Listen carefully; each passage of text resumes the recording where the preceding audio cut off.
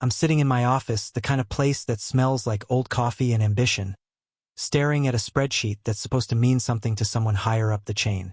My tie's loose, my sleeves rolled up, and the hum of the air conditioner is the only thing keeping me from losing it entirely.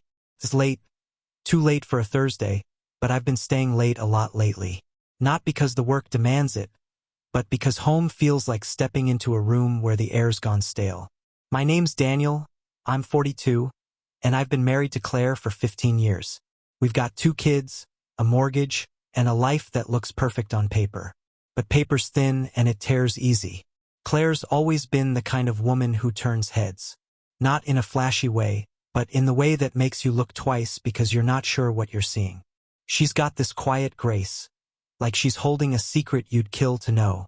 Dark hair that falls just past her shoulders, eyes that crinkle when she laughs, and a smile that used to make me feel like I'd won something. Used to.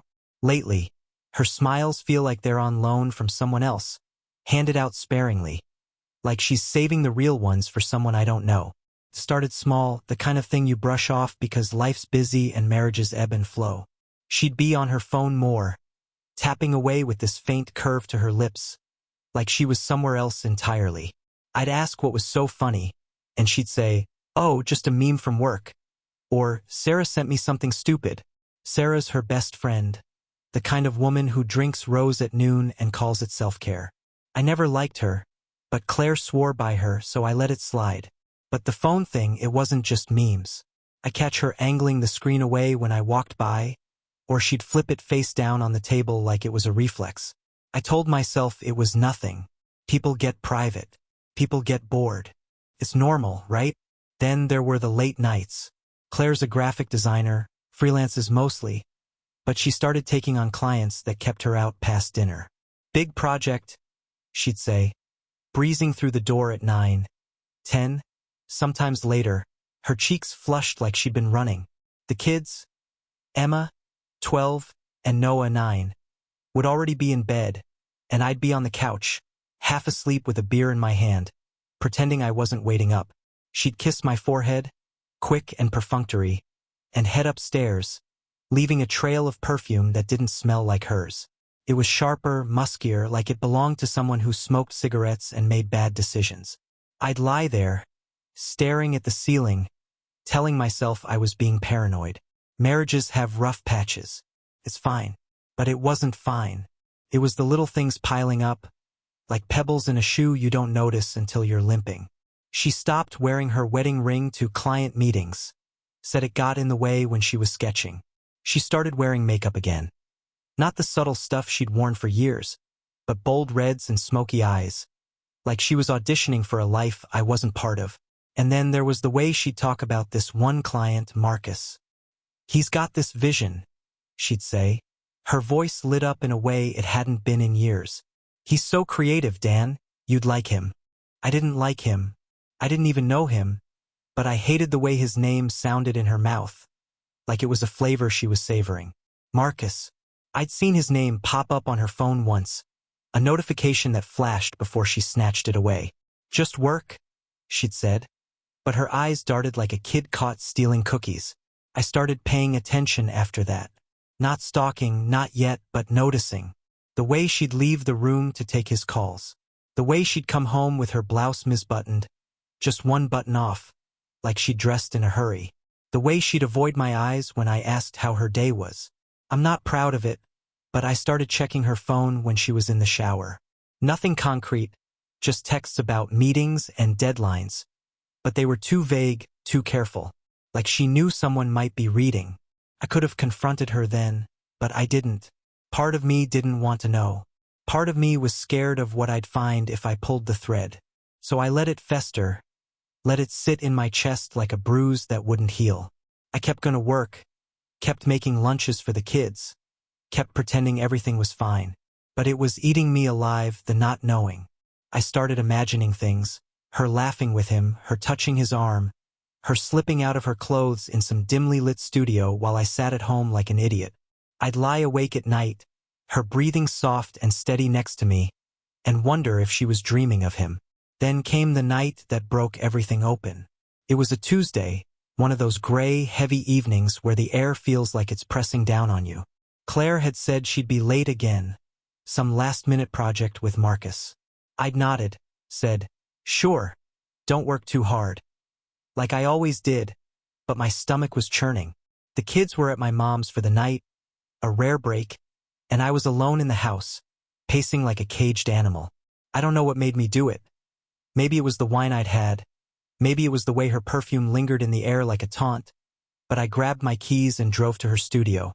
Her studio's in this artsy part of town. All brick buildings and overpriced coffee shops.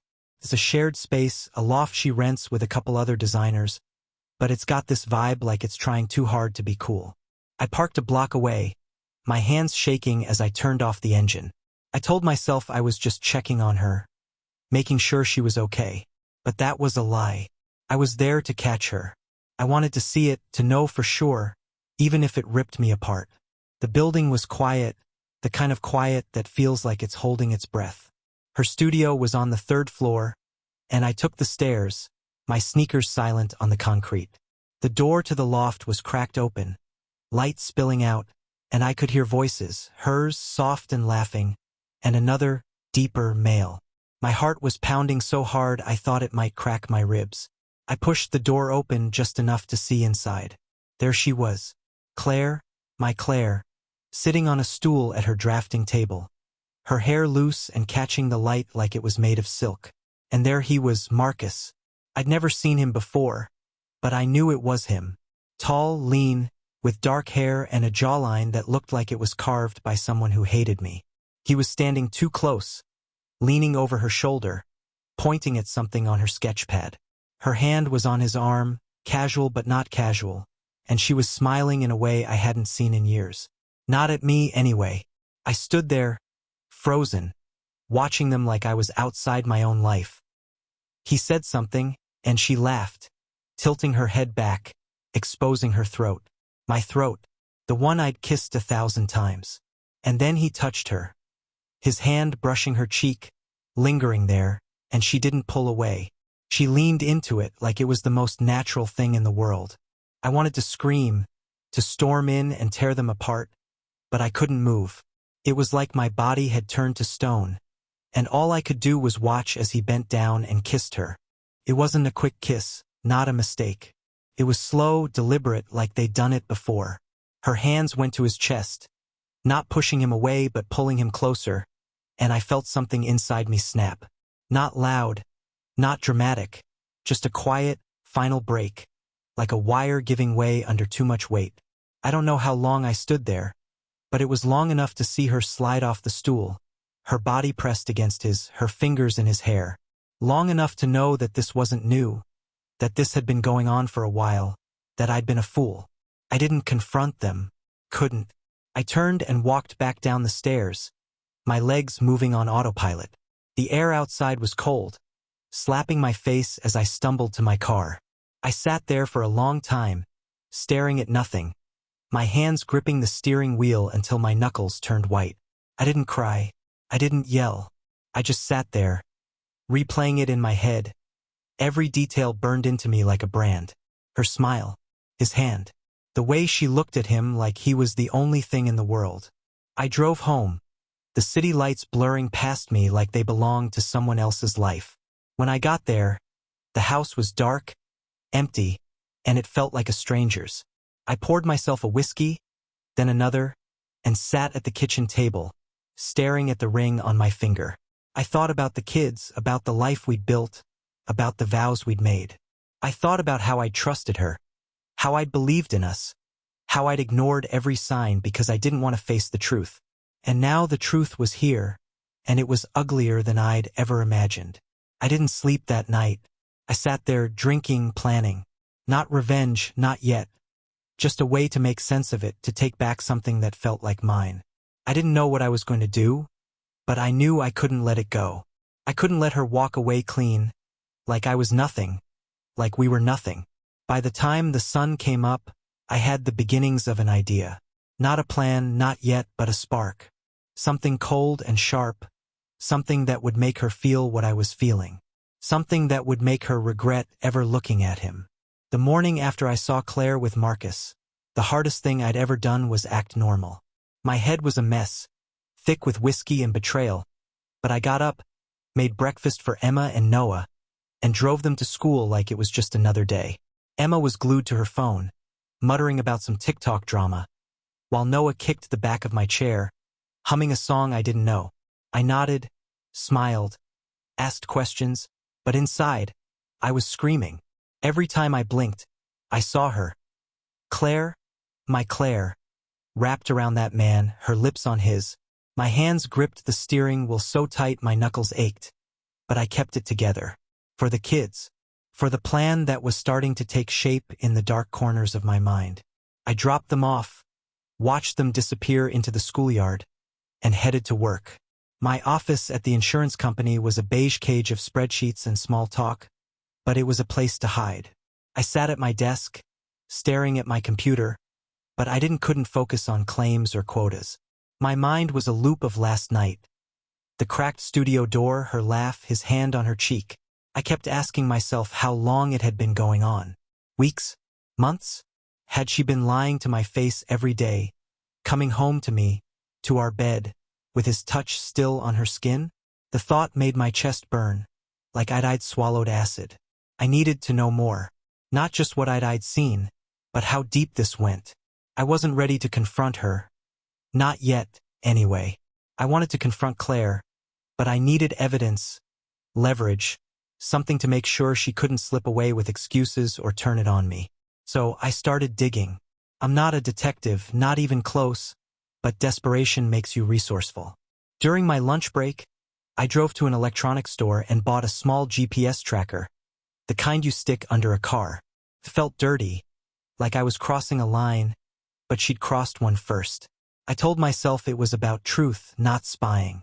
I needed to know where she was going, who she was seeing, when she wasn't with me. That night, Claire came home late again, her hair damp like she'd showered somewhere else. She breezed into the kitchen, where I was heating up leftovers for the kids, and dropped a kiss on my cheek. "Crazy day," she said, her voice light, like nothing was wrong. I nodded, stirring the pasta, my jaw so tight it hurt. I wanted to grab her, shake her, demand to know why she was doing this, but I didn't. Instead I said, "Sounds rough. Marcus keeping you busy." I watched her face, looking for a crack. She froze for half a second, just long enough to notice, then laughed. "Oh, he's got big ideas, small budget. Typical client stuff." She turned away, grabbing a glass of water, but I saw it. The flicker in her eyes, the lie. After she went upstairs, I slipped out to the garage and stuck the tracker under her car. A sleek little SUV we'd bought together 3 years ago. It was easy, too easy, and when I came back inside, my heart was pounding like I'd run a mile. I felt like a criminal, but also like I was finally doing something, taking control. The tracker synced to an app on my phone, and by the next morning I could see everywhere she went. Work, the studio, the kids' school, a coffee shop she liked. And then, 2 days later, a new on the map. An address I didn't recognize, a loft in a trendy part of town, far from her usual haunts. She stayed there for 3 hours. I didn't need to guess who lived there. I started keeping a log. Dates, times, places. I cross-checked her texts when I could, sneaking looks at her phone when she was in the shower or asleep. The messages to Marcus were careful, all project updates and meeting confirmations, but they were too frequent, too familiar. "Can't wait to see the new sketches," he'd write, and she'd reply with a winking emoji. A winking emoji. From my wife to another man. It was like a punch to the gut every time. I saved screenshots, backed them up to a cloud drive she didn't know about. I was building a case, though I wasn't sure what for yet. Divorce, confrontation, or something else. The more I learned, the worse it got. I found a receipt in her purse for a lingerie set, black lace, not the kind of thing she'd worn for me in years. I checked our bank statements and saw charges at hotels, boutique places I'd never heard of, paid for with her business card. "Client expenses," she'd probably say, but I knew better. I started following her just once or twice, keeping my distance. One night, I watched her meet Marcus outside a bar. her hands slipping into his as they walked inside. They didn't see me, parked across the street, my hands shaking so bad I could barely hold my phone to take a picture. It was grainy, but it was enough. Her smile, his arm around her waist. Proof. The rage was constant now, a low hum in my veins. I couldn't look at her without seeing him, couldn't touch her without feeling like I was sharing her. But I kept playing the part, good husband, good dad, because I had to. The kids didn't deserve to be caught in this. Emma was starting to notice something was off, though. "Why's Mom always gone?" she asked one night, her voice small. I lied, said, "She's just busy with work, kiddo." But it felt like another betrayal. Noah was too young to pick up on it, but he'd cling to me more, like he sensed the ground shifting under us. I started researching Marcus. His name was easy to find, Marcus Vale, a creative consultant, with a slick website and a LinkedIn profile that screamed self-important. 35, single, no kids. His Instagram was public, full of artsy photos and cryptic captions. And there she was, in the background of one post, her profile blurred but unmistakable. They were at some gallery opening, her hand on his elbow, her head tilted toward him. The caption read, "Chasing inspiration." I wanted to vomit. I hired a private investigator. Felt like a cliché, but I was past caring. His name was Ray, a gruff guy in his 50s who smelled like cigarettes and didn't ask too many questions. I gave him the photos, the tracker data, the screenshots, everything. "How much do you want to know?" he asked, his voice like gravel. "Everything," I said. He nodded, like he'd heard it all before, and told me to sit tight. A week later, he sent me a report. Emails between Claire and Marcus, explicit enough to make my stomach turn. Hotel receipts with their names. Photos of them together, not just at the studio or the bar, but at his loft, her car parked outside overnight. Ray even got audio, a snippet of them talking in a cafe, her voice soft and teasing, his low and intimate. "Your trouble," she said, laughing. "You love it," he replied. I listened to it once, then deleted it. I didn't need to hear it again. The report was a knife, cutting away any last shred of doubt. She wasn't just cheating. She was living a double life, splitting herself between me and him, our family, and whatever fantasy she was chasing. I thought about the kids, about Emma's piano recitals, Noah's soccer games, the life we'd built. Did it mean nothing to her? Was I nothing? The questions gnawed at me, but they were fuel, too. They fed the spark I'd felt that first night, the cold, sharp thing growing inside me. Revenge wasn't just an idea now, it was a need, as real as breathing. I started planning. Not a confrontation, not yet. I wanted her to feel it, to lose something the way I was losing everything. I wanted Marcus to pay, too, but Claire was the one who'd broken us. She was the one who'd looked me in the eye and lied, who'd come home smelling of him and kissed me like it meant something. I didn't know what form it would take, but I knew it had to be precise, devastating. Something that would strip away her secrets, expose her, make her feel the weight of what she'd done. I started small. I opened a new bank account, one she didn't know about, and began siphoning money from our joint savings. Not enough to notice, just a little at a time. I changed the passwords on my personal accounts, locked down my email, my phone. I was preparing, though, for what I wasn't sure. I met with a divorce lawyer just to understand my options. She was a sharp woman named Linda, who listened to my story with a calm that made me feel seen. "You've got a strong case," she said, flipping through Ray's report. "But think hard about what you want. This kind of thing, it changes you." I nodded, but I was already changed. At home, I kept up the act, but it was harder now. Every time Claire smiled at me, I saw her with him. Every time she touched me, I felt his hands. I started sleeping in the guest room, saying I was snoring too much, but really, I couldn't stand being near her. She didn't push back, didn't ask why. Maybe she was relieved. Maybe she was already gone. The plan took shape slowly, piece by piece. I didn't want to just hurt her. I wanted to dismantle the life she thought she could have.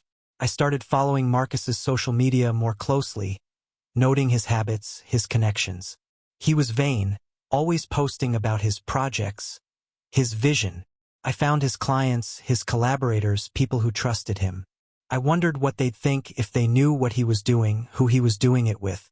I started making calls, anonymous ones, dropping hints to his business partners about unprofessional behavior.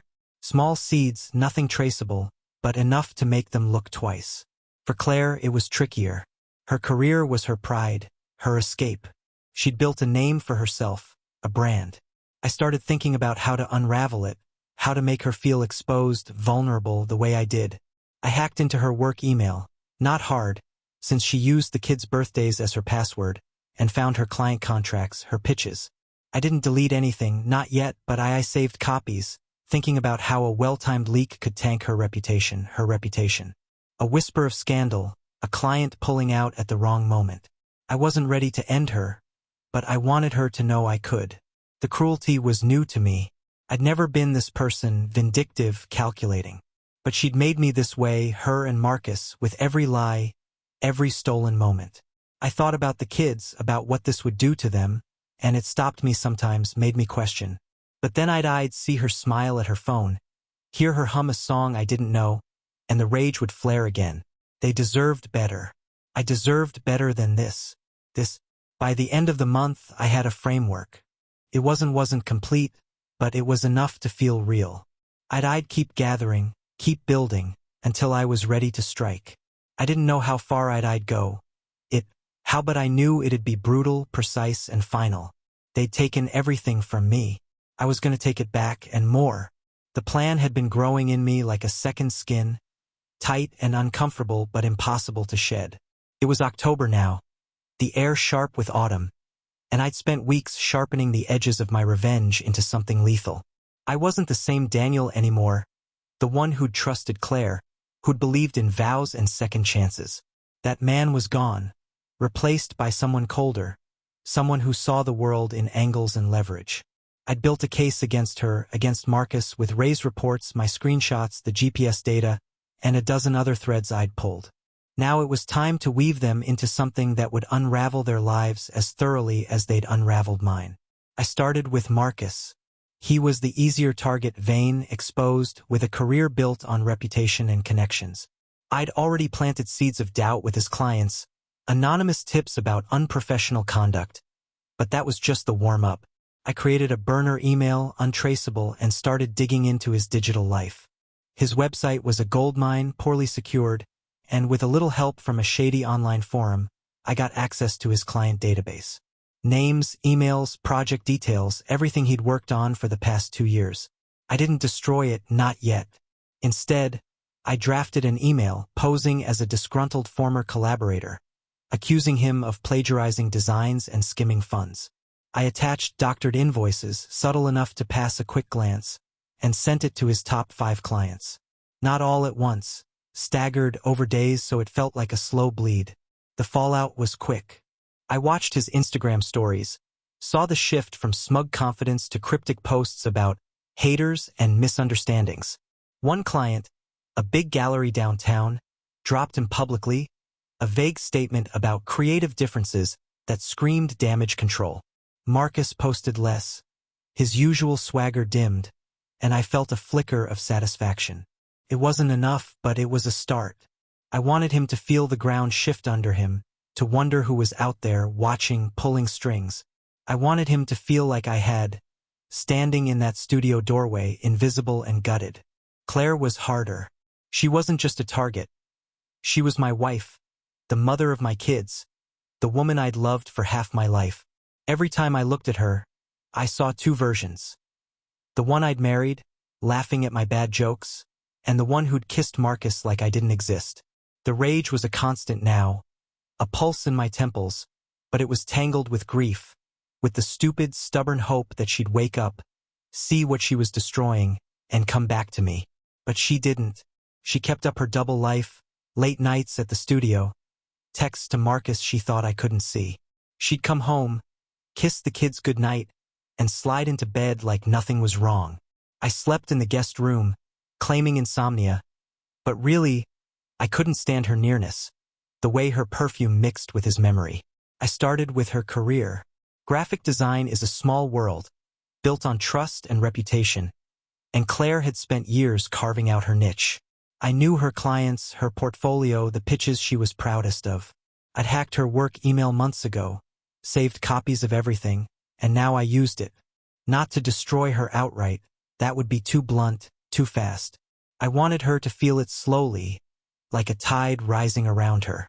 I sent anonymous emails to her biggest clients, hinting at missed deadlines, shoddy work, even ethical breaches. I forged a contract, backdated, suggesting she double-billed a major account. Nothing provable, but enough to make them pause, to make them look closer. One client, a boutique ad agency, pulled out of a project she'd been banking on. I heard her on the phone, her voice tight with panic, promising to clear things up. She didn't tell me about it, of course.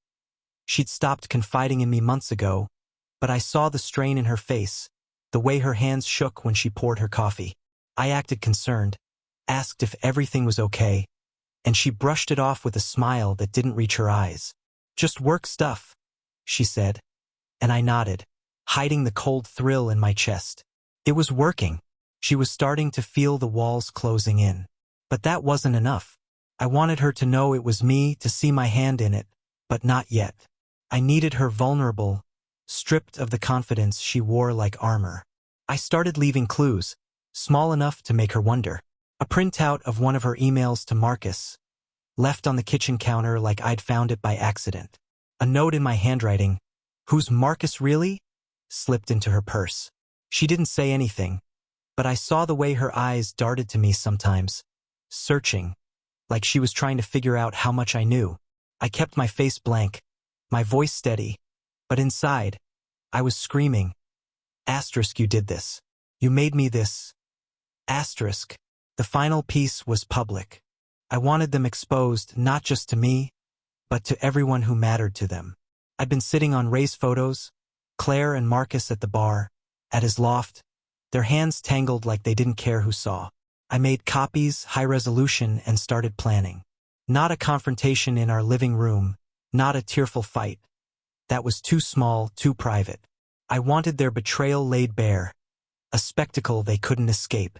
I found an art gallery event they were both attending, a big one, where Claire was showcasing a new project and Marcus was schmoozing clients.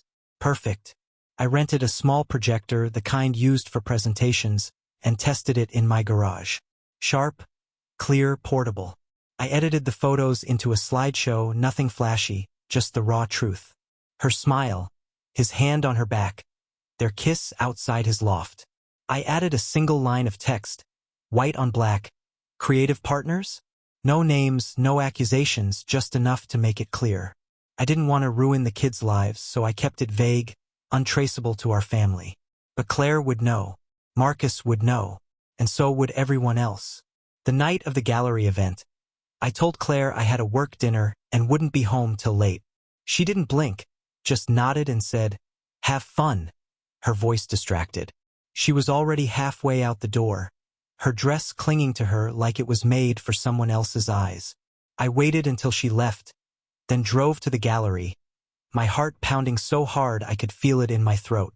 The place was packed, all exposed brick and soft lighting, people in black turtlenecks sipping wine and pretending they understood the art. I slipped in through a side entrance, the projector in a backpack, and found a spot near the back, where a blank wall faced the main room. I waited until Claire's presentation started. She was on a small stage, her voice confident, talking about her latest project, a series of posters for a local charity. Marcus was in the crowd, near the front, his eyes on her like she was the only thing in the room. I set up the projector, quick and quiet, my hands steady despite the adrenaline. The slideshow was on a loop, set to start with a remote. I took a breath, aimed the lens, and pressed the button. The first image hit the wall, larger than life. Claire and Marcus outside the bar, her hand in his. A murmur rippled through the crowd, heads turning.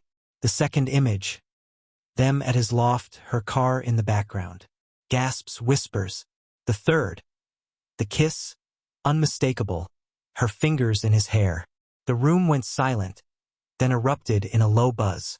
Claire froze mid-sentence, her eyes locking on the wall, her face draining of color. Marcus turned, his jaw tight, scanning the crowd like he could find me and stop it. But he couldn't. The slideshow looped, relentless, and the text, "Creative partners?" flashed like a blade. I didn't stay to watch the chaos. I slipped out, the projector back in my bag, and drove home, my hands shaking on the wheel. I felt alive, electric, like I'd taken something back. But under it, there was a hollow ache, a realization that this wouldn't fix anything. It wouldn't make her love me again, wouldn't erase what I'd seen. It was just pain redistributed. Claire came home hours later, her makeup smudged, her eyes red. She didn't speak, just stood in the kitchen, staring at me. I was on the couch, a beer in my hand, pretending to watch TV. "Dan," she said finally, her voice breaking. "Was that you?" I looked at her, kept my face blank. "Was what me?" She flinched, like I'd hit her, and for a moment, I thought she'd cry, confess, beg, but she didn't. She turned and went upstairs, the silence louder than any fight. The next day, her phone was quiet, no texts from Marcus, no late-night calls. I checked the tracker. Her car stayed at the studio all day. Ray called, said Marcus had lost another client, and there were rumors he was moving out of state. Claire's clients were pulling back, too, her name whispered in the wrong circles. I'd done it. I'd burned their world down.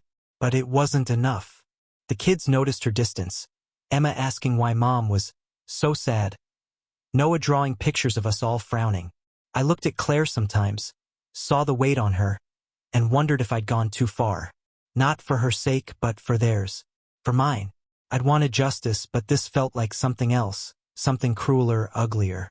I'd exposed them, humiliated them, but I was still the one sleeping in the guest room, still the one waking up alone. I met with Linda, the divorce lawyer, and laid out everything. She listened, her face unreadable, then said, "You've got enough for a clean break, custody, assets, all of it. But are you sure this is what you want?" I wasn't. I didn't know what I wanted anymore. Her gone. Her back. Her sorry. I told Linda to start the papers, but to hold off filing. I needed time. Claire tried to talk to me once a week after the gallery. She sat across from me at the kitchen table, her hands twisting together. "I messed up, Dan," she said, her voice small. "I'm sorry." I waited, but she didn't say more, didn't explain, didn't beg. I wanted to ask why, how, what I'd done wrong, but I didn't. I just nodded and said, "Okay." She cried then, quiet and broken, and I felt nothing. Or maybe I felt everything, and it canceled itself out. The revenge was done, but the wreckage was just beginning. I'd torn them apart, but I was still standing in the ruins, wondering what came next. The kids, the house, the life we'd had, it was all fractured, and I didn't know how to rebuild. I didn't know if I wanted to. All I knew was that I'd made them pay, and it hadn't fixed a damn thing.